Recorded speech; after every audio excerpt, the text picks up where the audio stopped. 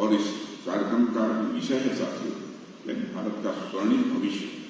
यह टॉपिक दिखने और सुनने में इतना महत्वपूर्ण लगता है, मैं समझता हूं अपनी गहराई में यह और भी उससे विशिष्ट है।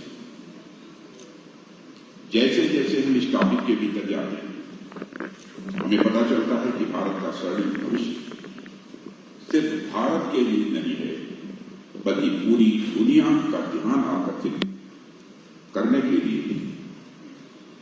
इसमें जो मुद्दे हैं, उन मुद्दों की भी मैं यहां पर चर्चा करूंगा। आज जो हमारा देश दुनिया का सबसे पॉपुलस नेशन बन चुका है, सबसे बड़ी जनसंख्या का ये हमारा देश बन चुका है। दुनिया की 1/6 पॉपुलेशन भारत में रहती है। ऐसे में भारत के स्वर्णिम भविष्य का अर्थ दुनिया का स्वर्णिम भविष्य है, ऐसा मैं मानता हूं। आपने दुनिया के बड़े प्लेटफॉर्म से कई वक्ताओं को, कई बुद्धिजीवियों को, यहां तक कि कई राष्ट्राध्यक्षों को भी यह कहते सुना होगा कि यदि 19वीं सदी इंग्लैंड की थी, 20वीं सदी यदि यूनाइटेड स्टेट ऑफ अमेरिका की थी, 21वीं सदी किसी की होने वाली है तो हमारे और आपके भारत की।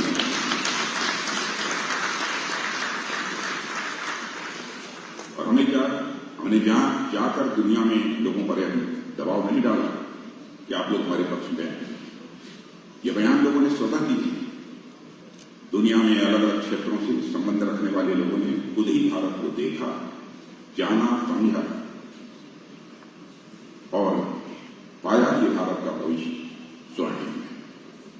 भारत पर दुनिया का जो विश्वास बना है, वह इसलिए बना है क्योंकि भारत ने अपनी आजादी से लेकर अब तक जो प्रोग्रेस की है, उसे दुनिया एक विलक्षण उदाहरण के रूप में देखती है।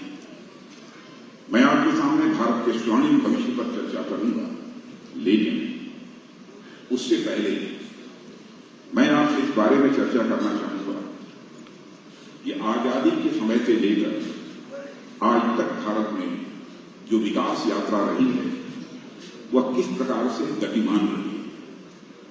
अभी कुछ ही समय से पहले मेरे पुराने पड़ोसी और मित्र मुझसे मुलाकात करने मेरे पास आए और उनसे मुलाकात करने का अर्थ एक बार फिर इतिहास की आंखों के सामने से गुजर जाना। नाम बताने की जरूरत तो मैं नहीं समझता हूं, मानकर चलिए, मान लीजिए नाम काल्पनिक ही है। उनका नाम है राम भरोसे। जिस स्थान से मैं आता हूं, यानी बनारस के पास चंदोली, वहीं मेरे पड़ोस में राम भरोसे जी रहते हैं। आप सोच रहे होंगे कि राम भरोसे जी कहां से आए, ये राम भरोसे जी कौन है? आप अभी इनसे परिचित नहीं हैं, लेकिन जैसे जैसे मैं अपनी बात को आगे बढ़ाऊंगा, वैसे वैसे आपको राम भरोसे जी के बारे में मालूम होता चला जाए। मैं स्वतंत्र भारत की यात्रा को राम भरोसे जी, उनके बेटे कमल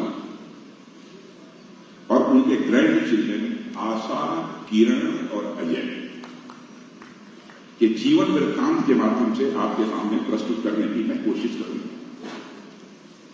साथियों, कहानी कुछ ऐसी है कि 1947 में जब भारत गुलामी की बेड़ियों को तोड़कर एक सॉवरेन नेशन, संप्रभु राष्ट्र बनने की ओर अग्रसर हुआ, उसी समय भारत के रिमोट विलेज में राम भरोसे जी और उनकी बहन का जन्म एक साथ हुआ।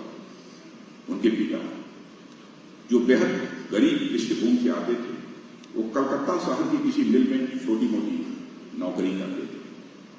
वहां से जो थोड़े बहुत पैसे उन्हें मिलते थे, उससे वे अपने परिवार का भरण पोषण करते थे।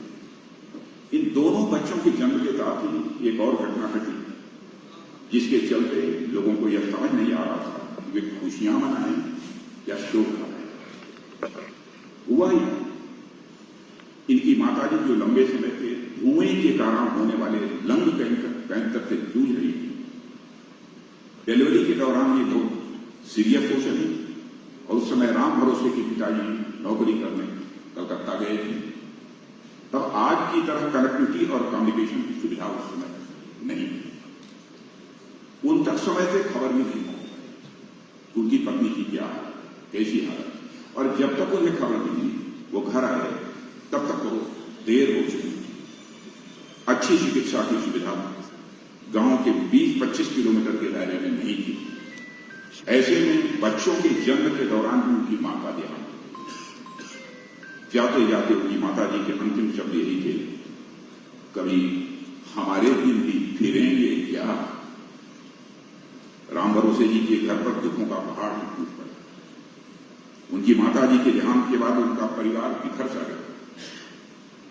राम भरोसे का जन्म तो फिर भी सुकून देने वाला था, पर उनके साथ एक लड़की का जन्म बड़ा खटका था उस समय लोगों को। जब उनका जन्म हुआ, कौन करेगा धरेगा इस लड़की का प्रतिष्ठा। गरीबी ऐसी, उसका पालन पोषण और आगे चलकर उसकी शादी। कुछ लोगों को तो उस लड़की का जन्म ही अभिशाप लगने लगा, जिसके जन्म के बाद इतनी बड़ी विपत्ति आई। आगे चलकर उसका नाम पत्ती रखा गया, जो वास्तव में विपत्ति का ही बदला हुआ था। लेकिन किसी तरह राम भरोसे की पिता ने राम भरोसे और उनकी बहन का पालन पोषण किया। उनके पिताजी ने उसके बाद गांव में ही खेती को अपनी आजीविका बना ली।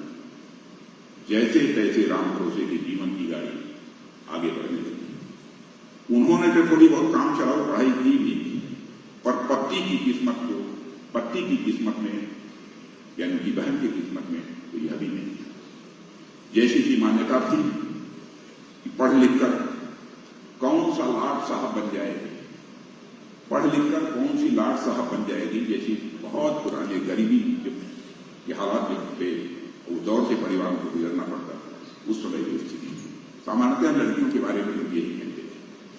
परदेश से रिटर्न पिताजी ने पत्ती की शिक्षा के बारे में सोचा भी, तो आसपास कहीं कोई स्कूल कॉलेज नहीं जहां उसे पढ़ने के लिए भेजा जा सके। इसलिए बस दिन भर चूल्हा चौका और गाय भैंस के लिए चारे पानी की व्यवस्था करना ही पत्ती की नियत ही बन गई।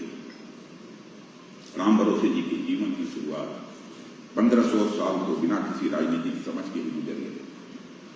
बचपन में उन्हें किसी कुछ खास रुचि नहीं थी कि देश में क्या हो रहा है, सरकार क्या कर रही है। राम भरोसे अपने दोस्तों के साथ खेलने कूदने में यह व्यस्त रहते थे। दुर्भाग्य से 1964 में जब भारत के प्रथम प्रधानमंत्री पंडित जवाहरलाल नेहरू का देहांत हुआ, तब देश के गली मोहल्लों में जो चर्चा शुरू हुई, उसने राम भरोसे जी के अंदर थोड़ी सी राजनीतिक समझ जगाई। उस दिन उनको लगा कि वास्तव में कुछ बहुत बड़ी बात हुई है।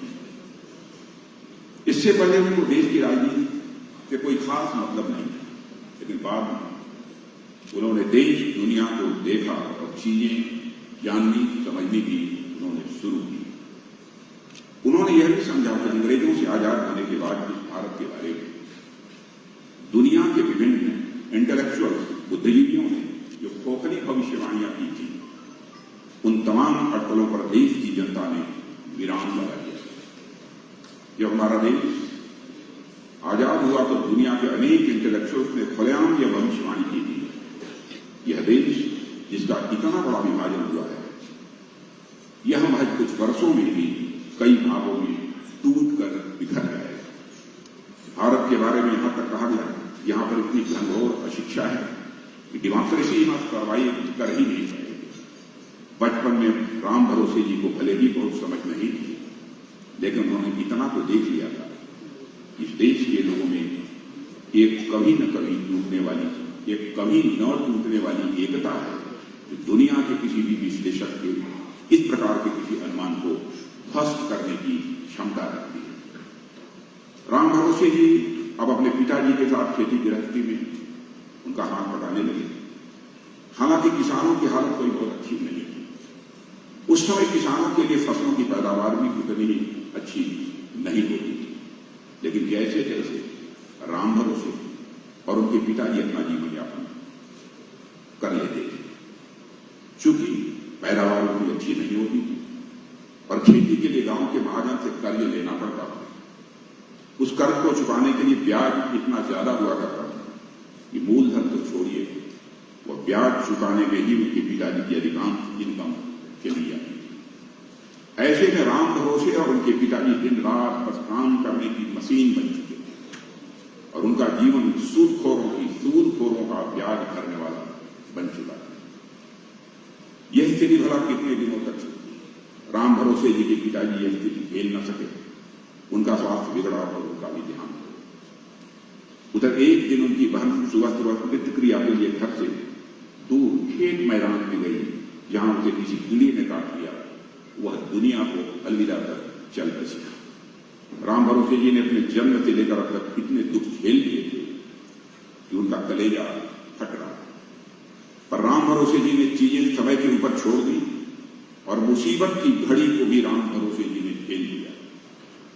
इसी बीच राम भरोसे जी के जीवन में एक बड़ी घटना घटी और उस समय के हमारे प्रधानमंत्री लाल बहादुर शास्त्री देश की जनता को सप्ताह में एक दिन उपवास करने का आग्रह किया, अपील की आम जनता से।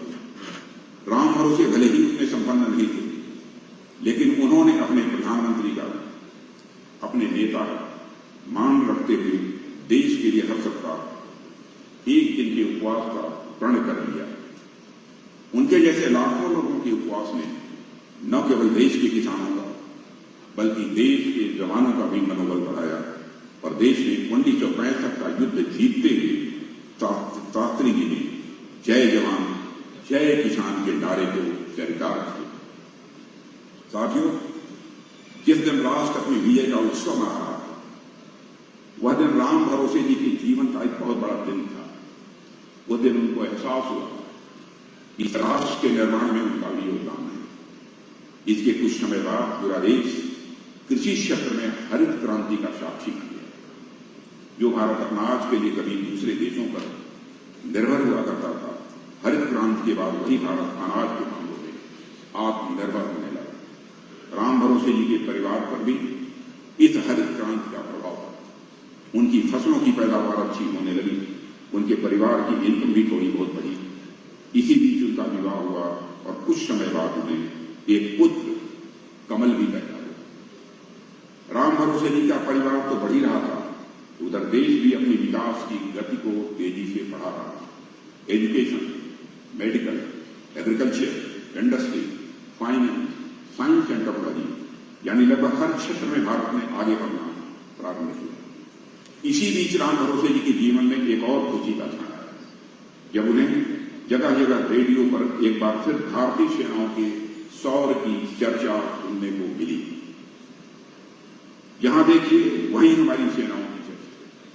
1971 में हमारी सेनाओं ने अपने पराक्रम से पाकिस्तान को एक बार फिर पटकनी दी और पटकनी ऐसी थी कि पाकिस्तान ही हमेशा के लिए टूट गया।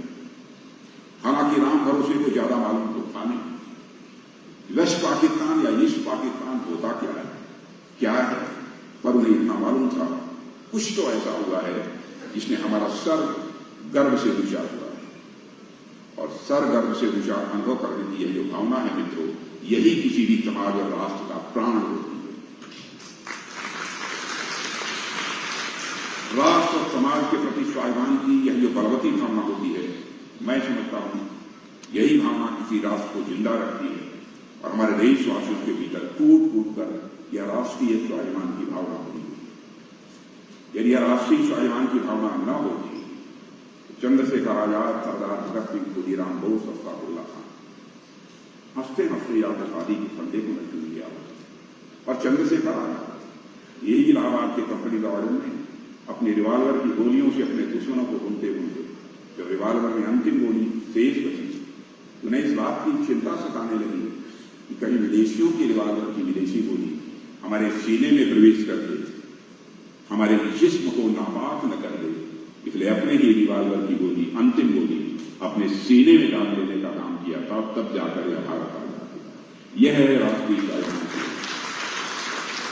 अशफाकुल्लाह खान 31 साल की जवानी थी। मां कहती थी, बेटा शादी कर लो, बहू ला, बूढ़ी हो गई, मेरी देखभाल करेगी, मेरी परवरिश करेगी। लेकिन अशफाकुल्लाह के दिल में तो आजादी हासिल करने की दीवानगी थी। मुस्कुरा कर मां के आग्रह को टाल देता था। लेकिन जब अंग्रेजों की हत्या करने के मामले में फांसी की सजा हो गई, फांसी के तख्त पर ले जाया गया, तो मजिस्ट्रेट ने पूछा, बोलो अस्फाकुल्लाह, तुम्हारी अंतिम मुराद क्या है? अस्फाकुल्लाह ने कहा, जाकर मेरी मां तक यह संदेश पहुंचा दे कि तुम्हारा बेटा आज फांसी के तख्त पर खड़े होकर अपनी शादी रचाने जा रहा है, तुम्हारी मुराद पूरी करने जा रहा है। मजिस्ट्रेट ने पूछा, क्या अस्फाकुल्लाह फांसी के तख्त पर खड़े होते ही तुम अपना संतुलन खो गए? क्या तुम पागल हो? अस्फाकुल्लाह ने यह कहा, ऐ मजिस्ट्रेट, पागल मैं नहीं हो गया, पागल तुम हो गए हो। क्या तुझे मालूम नहीं है कि आज जिस फांसी तख्त को मैं चूमने जा रहा हूं, जिस फांसी को तख्त को मैं फांसी के फंदे को चूमने जा रहा हूं, यही तो हमारी महबूबा है, जिसको आज मैं अपने गले से लगाने जा रहा हूं, अपनी मां के मुराद को पूरी करने जा रहा हूं। यह अस्फाकुल्लाह ने कहा। यही राष्ट्रीय स्वाभिमान की भावना है जिसने भारत को आजादी दिलाई और भारत फिर से विश्व गुरु के पद पर आसीन हो सकता है। तो इसी राष्ट्रीय स्वाभिमान की भावना से ही भारत विश्व गुरु के पद पर पुनः आसीन हो सकता है। हालांकि इसके बाद उन्होंने ऐसा भी कुछ देखा, राम भरोसे की बात मैं कर रहा हूं, जिसके चलते देश को शर्मिंदगी का भी सामना करना पड़ा, और वह था देश में इमरजेंसी का भयानक। किस प्रकार का उत्पीड़न हुआ था उस समय, जो लोग उस समय के रहे होंगे, जिन्होंने यातना भेजी भी उनको ज्यादा मालूम। 18 महीने तक 23-24 साल की उम्र में हम लोगों ने भी जेल किया, 2-2.5 महीने तक 23 साल की उम्र में तन्हाई जेल की। ऐसे लाखों लोग ऐसे लोकतंत्र का कलंक हो गया था। भारत में जगह जगह से लोकतंत्र को बचाने की आवाज उठ गई। उस समय राम भरोसे जी को लोकतंत्र की परिभाषा भी नहीं पता, लेकिन वह इतना तो अवश्य समझते थे कि ऐसी व्यवस्था जो इस देश में इस समय है, जहां जनता हर 5 साल पर कुछ लोगों को अपने ऊपर शासन करने के लिए नहीं, बल्कि अपनी सेवा करने के लिए चुनी। राम भरोसे जी यह देख पा रहे थे कि जिन लोगों को उन्होंने चुना है, वह इमरजेंसी के दौरान जो कर रहे हैं वह गलत कर रहे हैं। और यह वह समय था जब पहली बार राम भरोसे जी ने देश में तब के समय हो रही गतिविधियों के खिलाफ बोलना शुरू किया। हालांकि अनेक लोगों ने उन्हें उनकी आवाज को नीची रखने के लिए कहा, पर उन्हें कहीं भीतर भीतर यह अनुभव हो रहा था कि तीर पर कैसे रुकूं मैं, आज लहरों में निमंत्रण। राम भरोसे जी ने सोचा, जब आंदोलन रूपी समुद्र की लहरें उन्हें आमंत्रित कर रही हैं, वे किनारे बैठ कर आराम कैसे कर सकते हैं? और वे पूरे दमखम के साथ लोकतंत्र के आंदोलनकारी लहरों में राम भरोसे जी उतर पड़े। धीरे धीरे यह समय भी निकला और देश के लोकतंत्र की यात्रा का एक नया दौर, देश में लोकतंत्र की यात्रा का एक नया दौर देखा। इस बीच राम भरोसे जी ने भारत में कई प्रधानमंत्रियों का भी समय देखा। देश जब 21वीं सदी में प्रवेश करने से सिर्फ कुछ ही कदम दूर था, उस समय उन्होंने देश के बाजारों में कई नए नए प्रोडक्ट्स, उत्पाद देखे। उन्होंने बाजारों में अनेक कुछ ऐसे प्रोडक्ट्स देखे जिससे अब तक वह अनजान थे। इसके अलावा उन्होंने भारत में कई सारी नई नई कंपनियों का आगमन होते हुए देखा और उन्हें रेडियो और समाचार पत्रों के माध्यम से पता चला कि भारत में लिबरलाइजेशन, उदारीकरण, प्राइवेटाइजेशन और ग्लोबलाइजेशन में रिफॉर्म हो चुके हैं। अब भारत का बाजार दुनिया के बाकी देशों के बाजार से जुड़ चुका है। अब भारत के सामान दुनिया में और दुनिया के सामान भारत में दिखेंगे। अब तक राम भरोसे जी राजनीतिक रूप से इतने मैच्योर तो जरूर हो चुके थे कि वह इन सुधारों की अहमियत भी राम भरोसे जी समझने लगे थे। इसके कुछ समय बाद ही उन्होंने देखा कि देश किस प्रकार स्वर्णिम चतुर्भुज राजमार्ग के माध्यम से, अब आ गया अटल बिहारी वाजपेयी जी का स्वर्णिम चतुर्भुज राजमार्ग के माध्यम से उत्तर से दक्षिण और पूरब से पश्चिम तक आपस में जुड़ रहा है। और उस समय पर अटल बिहारी वाजपेयी जी ने सरफेस ट्रांसपोर्ट मिनिस्ट्री के जो कैबिनेट मिनिस्टर वह जिम्मेदारी मुझे भी दी थी। और संयोग से जब स्वर्णिम चतुर्भुज की संकल्पना हो रही थी, उसमें मिनिस्ट्री ऑफ सरफेस ट्रांसपोर्ट का कार्यभार मैं ही देख रहा। कनेक्टिविटी के अभाव में राम भरोसे जी के पिताजी उनके जन्म के समय शहर से गांव तक पहुंच नहीं पाए। और आज हाईवे और रोडवे जरूरत के अनुसार शहर पहुंचने में सक्षम हुआ। राम भरोसे जी के जीवन में एक और गर्व का क्षण 1998 में आया। तब आया जब उन्हें यह पता चला कि भारत एक परमाणु शक्ति संपन्न भारत अब देश बन गया है और दुनिया का कोई भी देश भारत की तरफ आंख उठाकर देखने से पहले 100 बार सोचेगा। उन्होंने श्रद्धेय अटल बिहारी वाजपेयी के नेतृत्व में केंद्र में एक मजबूत सरकार को दी। 21वीं सदी में कदम रखते हुए उन्होंने भारत को जिस तरीके से चमकते देखा, उनका विश्वास दृढ़ हो गया कि आने वाले कुछ सालों में भारत बहुत तरक्की करने वाला है। इसी बीच उनका बेटा कमल बड़ा हुआ और शादी करके नौकरी करने के लिए दिल्ली आया। समय बदला, सरकार बदली, लेकिन जो चीज अपरिवर्तनीय थी वह थी भारत के विकास की गति। उन्होंने देश को यूएस के साथ सिविलियन न्यूक्लियर डील करते हुए देखा, मगर साथ ही राम भरोसे जी को धीरे धीरे यह रियलाइज हुआ कि देश चलाने के लिए जिन लोगों को उन्होंने चुना है वह किस प्रकार आकंठ भ्रष्टाचार में डूबे। भ्रष्टाचार की अनगणित कहानियां सुनी। देश की इस स्थिति से व्यथित राम भरोसे जी ने 60 से ज्यादा की उम्र होने के बावजूद भ्रष्टाचार विरोधी जेपी मूवमेंट प्रारंभ हुआ था।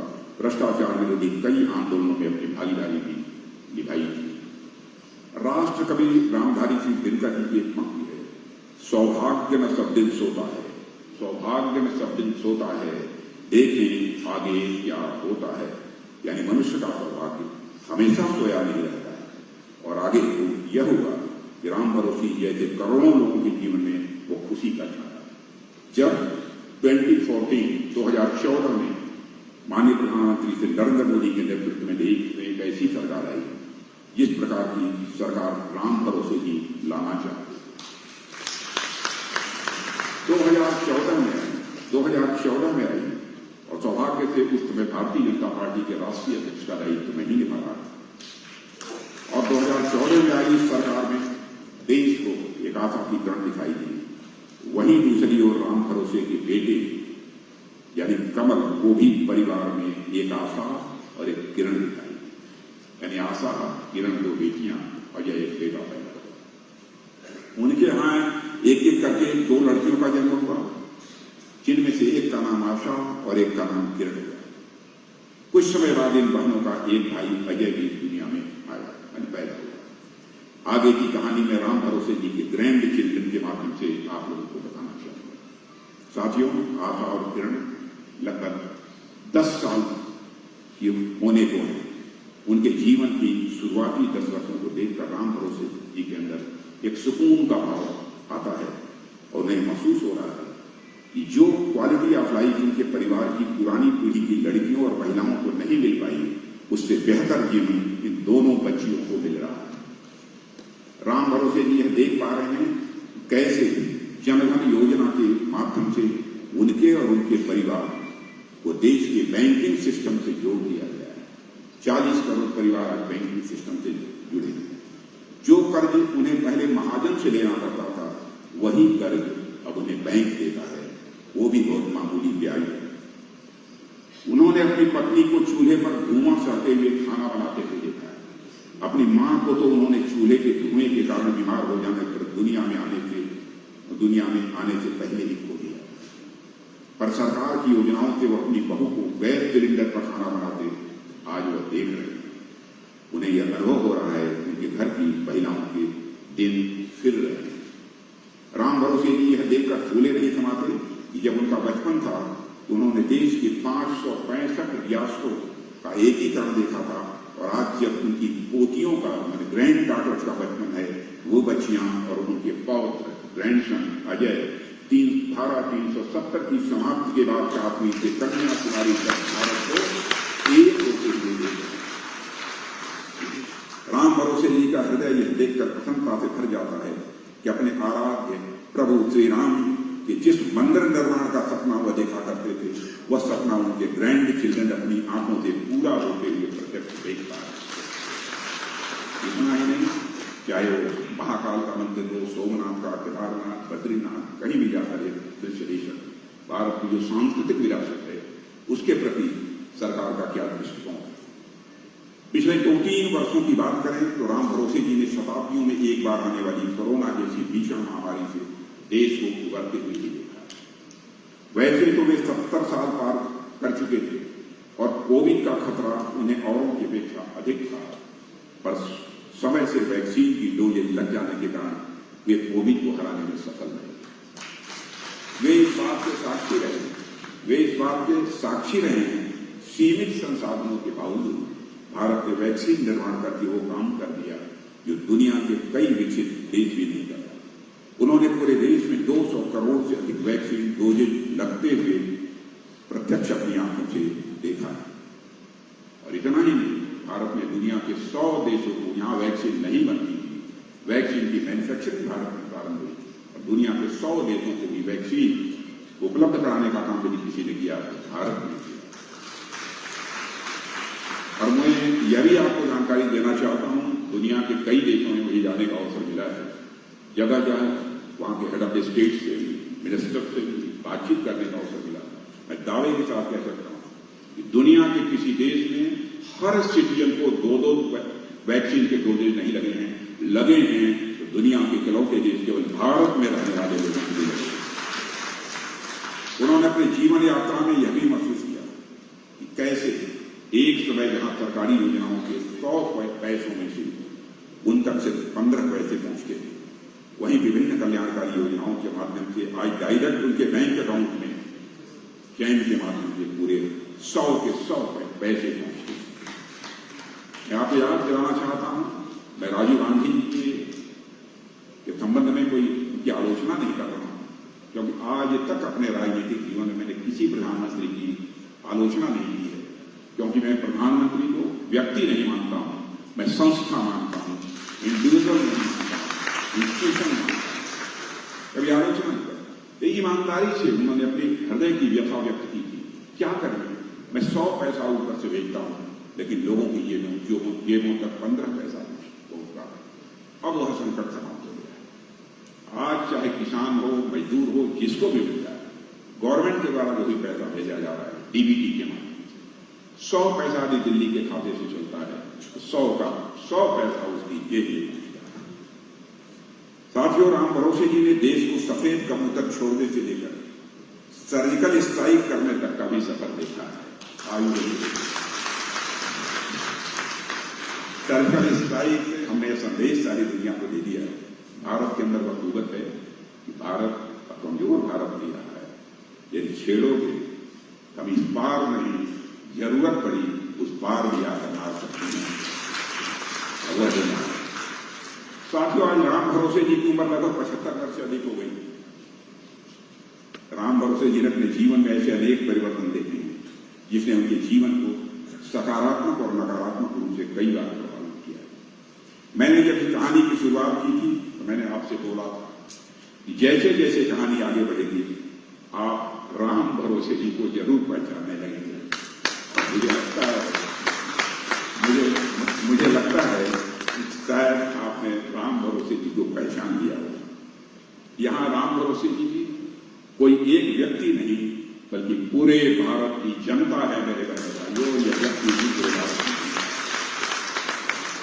यहां राम भरोसे जी भारतीय समाज के आखिरी छोर पर खड़े हुए, भारतीय समाज के आखिरी छोर पर खड़े हुए वह व्यक्ति है जो सरकारों की तरफ आशा भरी नजरों से देख रहे हैं। देश ऐसे राम भरोसों से भरा पड़ा है जिन्होंने निस्वार्थ भाव से जीवन भर देश की सेवा की है। साथियों, राम भरोसे जैसे करोड़ों लोग अब यह अनुभव करने लगे हैं, देश की प्रगति अब राम भरोसे नहीं छोड़ी जा सकती है, बल्कि देश की प्रगति हमें अपने पुरुषार्थ से करनी होगी और 2047 तक 2047 तक हमें एक विकसित भारत का, डेवलप्ड भारत इंडिया का जो हमको निर्माण करना है। अब मैं 247 में कोई काल्पनिक बात नहीं कर रहा। दुनिया के अर्थशास्त्री भी, सभी अर्थशास्त्री जो नहीं, कुछ अर्थशास्त्री जो आपको स्वीकार करने लगे हैं, वह दिन दूर नहीं है। जब आज तो हम दुनिया की टॉप 5 इकोनॉमी पे आ गए हैं जीडीपी के मामले में, पावर परचेजिंग पैरिटी के मामले में भी हम देखें तो दुनिया के टॉप 3 कंट्रीज में भारत आ चुका है। लेकिन और मॉर्गन स्टैनले ने तो यही कह दिया है, मॉर्गन स्टैनले तो ये भी कहा है कि आज 2023 है, 2027 आते भारत दुनिया की टॉप 3 इकोनॉमी में आता है। 2047 आते कहां होंगे, अब इसकी कल्पना कर सकते हैं। साथियों, जब हम एक विकसित और स्वर्णिम भारत की बात करते हैं तो यह आवश्यक हो जाता है कि जिस ओर हम बढ़ना चाहते हैं उसके संबंध में हमारे पास एक अच्छा रोड मैप। इसलिए मैं चाहता हूं कि मैं आपसे उन मुद्दों पर भी बात करूं कि एक विकसित भारत कैसा होना चाहिए। मैंने इससे पहले भी विभिन्न मंचों पर कई बार यह कहा है कि हमारा भारत सामाजिक, सांस्कृतिक, आर्थिक और राजनीतिक रूप से पूरी तरह से सशक्त होना चाहिए और इसकी शुरुआत हो चुकी है। मैं पुनः स्पष्ट करना चाहूंगा, हम भारत के केवल आर्थिक दृष्टि से ही सशक्त नहीं बनाना चाहते हैं, हम भारत को सामाजिक दृष्टि से भी सशक्त बनाना चाहते हैं, सांस्कृतिक दृष्टि से भी सशक्त बनाना चाहते हैं और हेल्दी डेमोक्रेसी भारत में लाकर राजनीतिक रूप से भी सशक्त बनाना चाहते हैं। साथियों, राम भरोसे के ग्रैंड चिल्ड्रन आज जिस स्कूल में जा रहे हैं वह स्वयं में समानता का एक प्रयास है। उनकी क्लास में अनेक जातियों और धर्मों के बच्चे एजुकेशन लेते आते हैं, बावजूद इसके उनकी क्लास में इनके आधार पर कभी भी किसी प्रकार का भेदभाव नहीं देखा जाता। धर्म और जात के आधार पर किसी को अवसरों से वंचित नहीं रखा जाता। यह हमारे स्वर्णिम भारत की एक तस्वीर प्रस्तुत करता है।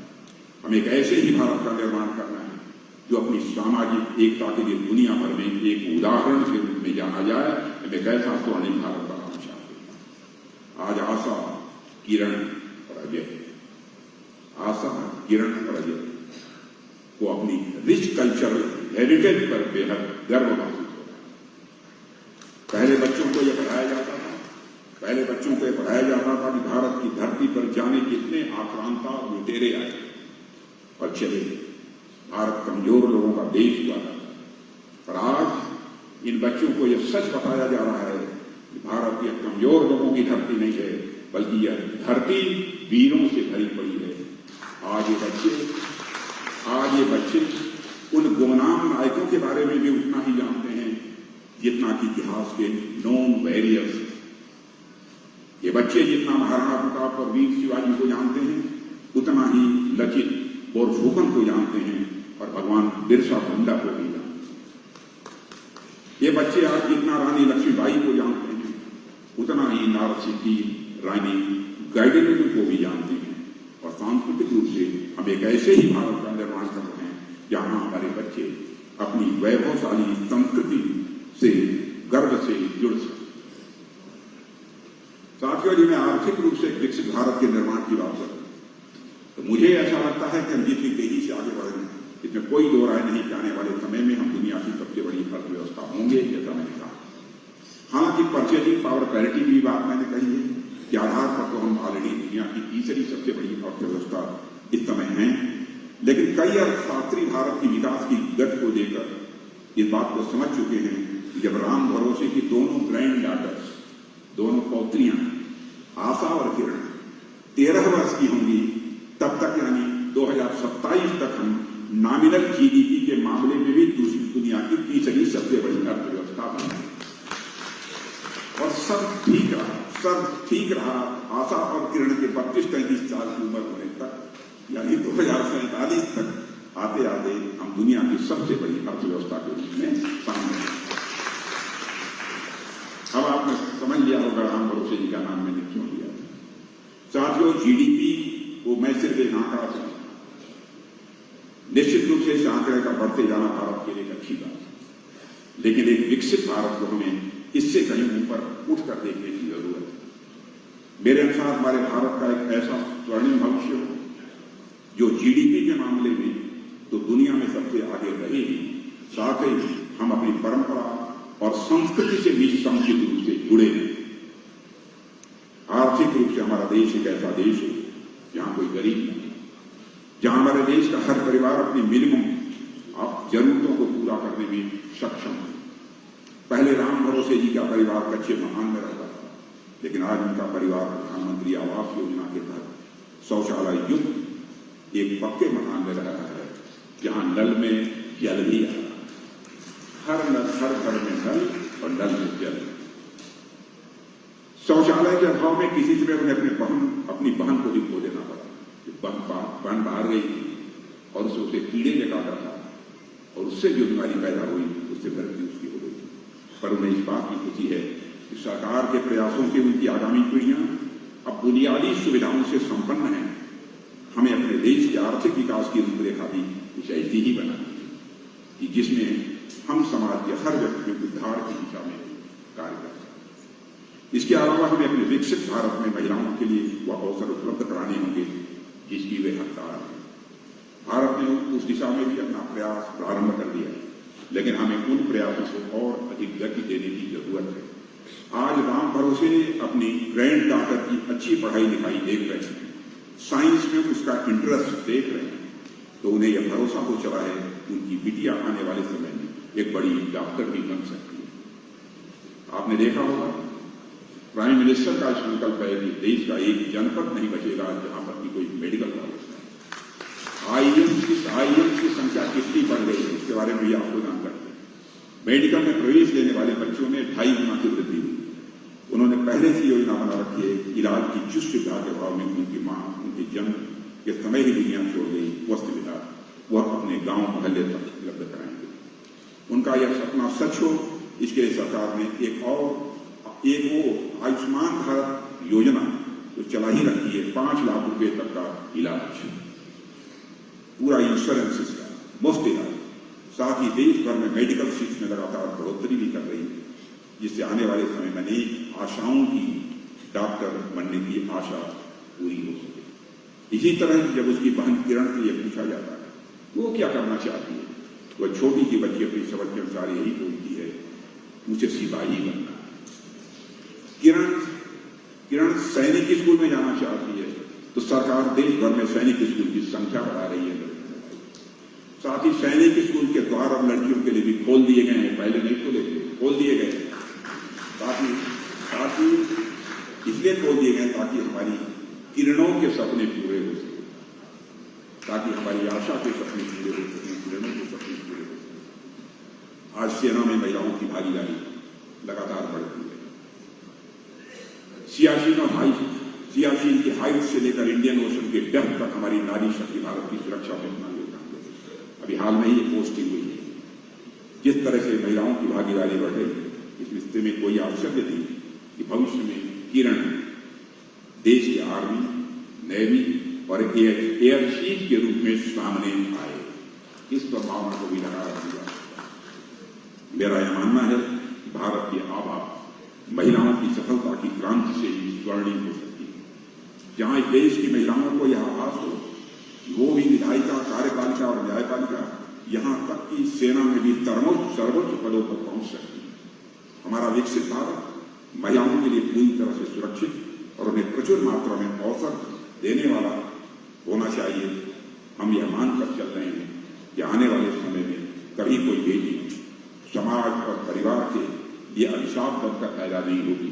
किसी बच्ची के नाम अगर पत्ती रखा जाएगा तो वह विपत्ति का नहीं, संपत्ति का पर्याय होगा, समाज के लिए एसेट का पर्याय होगा।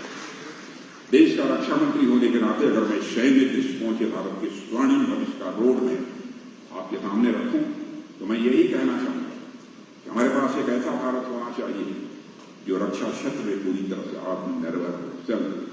आज मैं बताना चाहता हूं, भारत की हैसियत बन गई है। इस समय हम लोग 1 लाख करोड़ से ज्यादा का अपने यहां डिफेंस प्रोडक्शन कर रहे हैं, भारत में कर रहे हैं, भारत में हाथ से कर रहे हैं। एक ऐसा विकसित भारत जिसके पास डिफेंस रिलेटेड अत्याधुनिक टेक्नोलॉजी, आशा और लगभग 10,000 हमारे यहाँ स्टार्टअप्स और आइडियल्स में हमारे नौजवान काम कर रहे हैं। टोटल तो स्टार्टअप का नंबर यहाँ का अप्रॉक्सिमेटली 1 लाख के आसपास पहुंचा है। आशा और किरण के भाई अजय से जब उसके जीवन के सपने के बारे में पूछा जाता है तो बच्चा डिफेंस साइंटिस्ट बनकर देश की सेवा करना चाहता है। हमें अजय के सपने को भी ध्यान में रखना है। निश्चित रूप से हमने उस दिशा में प्रयास किया है। हमने IIT, NITs की भी स्थापना की है तथा इनमें सीटों की संख्या भी हम लोगों ने बढ़ाई है। अब तक तो मालूम होगा कि IITs की संख्या भी देश में काफी बड़ी है। इसके अलावा हमने डिफेंस सेक्टर में आईडीएफ और ईडीएफ जैसे इनिशिएटिव से इनोवेटिव आइडियाज को टेक्नोलॉजी डेवलपमेंट फंड बोलते हैं टीडीएफ को, ऐसे इनिशिएटिव हम लोगों ने लिए हैं। 1.5 करोड़, 5 करोड़, 10 करोड़ तक मैक्सिमम हम उपलब्ध करा रहे हैं। और हमारे इन प्रयासों से आज भारत आर्म्स इंपोर्टर्स में से एक लीडिंग आर्म्स एक्सपोर्टर बन गया है। अब तक हम दुनिया के दूसरे देशों से हम बराबर इंपोर्ट करते थे, लेकिन अब हमारा भारत एक्सपोर्टर बन रहा है। दुनिया के 25 देशों में हमारा भारत दिया गया है। नहीं तो पहले तो सबसे बड़े इंपोर्टर हम ही नहीं आयात करते। हमने यह प्रयास इसलिए किया ताकि भविष्य में अजय डिफेंस साइंटिस्ट बनना चाहता है, उसे महसूस हो उसकी प्रतिभा और उद्यम का फल भारतीय सेना को दी जाए। अजय जैसे बच्चों के पौरुष से ही हमें एक ऐसे भारत बनाना है जिसकी ओर आंख उठाकर देखने की हिम्मत भी उसके शत्रुओं में है। एक ऐसा भविष्य जिसमें भारत क्षेत्रीय ही नहीं बल्कि वैश्विक शांति का अग्रदूत बनकर हुए। इसके अलावा राजनीतिक रूप से भी हम एक ऐसे ही भारत का निर्माण कर रहे हैं जहां राजनीति अपराधों से मुक्त हो तथा राजनीतिक दल जाति, धर्म और परिवार के आधार पर न होकर विचारधाराओं के आधार पर हो। एक ऐसा भारत जहां आशा, किरण या अजय का कोई दोस्त बिना किसी राजनीतिक पृष्ठभूमि के भी राजनीति की जमीन पर अपने पांव रख सके और अपने आप को मजबूती से खड़ा कर सके। जहां उन्हें सिर्फ इसलिए राजनीतिक अवसरों से वंचित न रखा जाए क्योंकि वह किसी विशेष परिवार या कुल से नहीं आते। हमें राजनीतिक रूप से एक ऐसे सशक्त भारत का निर्माण करना है जहां हमारे नेता जनता की सेवा को ही अपना धर्म समझें, जहां सत्ता सुख के लिए नहीं बल्कि सत्ता सेवा के लिए हासिल की है। प्रधानमंत्री के बारे में भी, मोदी जी के बारे में भी आप जानते हैं, वो बड़े परिवार से नहीं है। इनके पिता भी टीवी स्टेशन पर चाय बेचा करते थे, बगल में भी। साथियों में एक ऐसे ही विकसित भारत बनाना है जो आशा, किरण और अजय की आकांक्षाओं का प्रतिबिंब हो, जहां राम भरोसे जी को भी इस बात का सुकून हो कि उनके पोते और पोतियों का भविष्य भारत के भविष्य की तरह ही पुरानी है। हमें एक ऐसे ही भारत का निर्माण करना है जहां का समाज भविष्य में और भी ज्यादा अटूट होने वाला है, उस समाज में और भी ज्यादा एकता आने वाली है, जहां देश की आर्थिक और राजनीतिक दृष्टिकोण से तो सशक्त हो ही, साथ ही हम एक राष्ट्र के रूप में इतने शक्तिशाली भी हों जब दुनिया में कहीं भी हो रहे अन्याय के विरुद्ध खड़े हो। मुझे कहते हुए खुशी होती है कि माननीय प्रधानमंत्री श्री नरेंद्र मोदी के नेतृत्व में हमारा देश इस दिशा में तेजी से आगे बढ़ रहा है। साथियों, अभी कुछ ही दिन पहले अमर उजाला में राम भरोसे जी ने यह पढ़ा कि अमेरिकी राष्ट्रपति जो बाइडेन ने मोदी जी को मोदी जी से ऑटोग्राफ मांगा है। राम भरोसे जी ने अमर उजाला में कहा कि अमेरिकी राष्ट्रपति जो बाइडेन ने मोदी से ऑटोग्राफ मांगा है, तो राम भरोसे जी को ऑटोग्राफ का मतलब भी नहीं पता। उन्होंने अपनी पौत्री आशा से इसका तो आशा ने कहा कि ऑटोग्राफ वह इंसान देता है जिसने जीवन में कुछ अविस्मरणीय हासिल किया। यह सुनकर राम भरोसे जी को अपने प्रधानमंत्री अपने देश पर गर्व हुआ और राम भरोसे जी का सीना चौड़ा। वो सोचने लगे कि वास्तव में इस दुनिया में कितनी तेजी से भारत की धाक पड़ी है और सिर्फ माननीय प्रधानमंत्री ही नहीं बल्कि उनके नेतृत्व में पूरा देश अविस्मरणीय उपलब्धियां हासिल कर रहा है।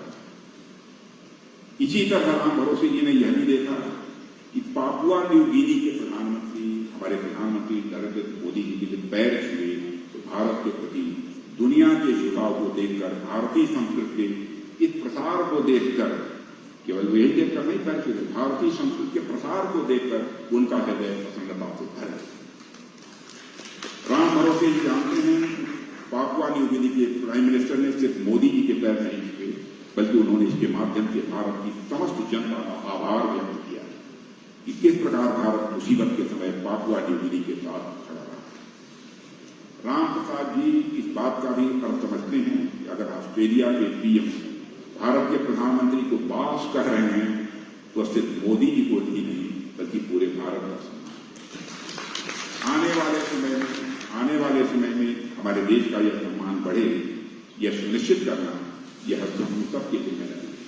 अमर उजाला के इस महत्वपूर्ण मंच से मैं अपना विश्वास प्रकट करता हूं कि इस देश का युवा, इस देश की सरकार और इस देश का हर एक संस्थान आपके सपनों को पूरा करने के लिए जी तो मेहनत करने वाला है और यह देश 21वीं सदी में आए हुए इस अवसर को मनाएगा।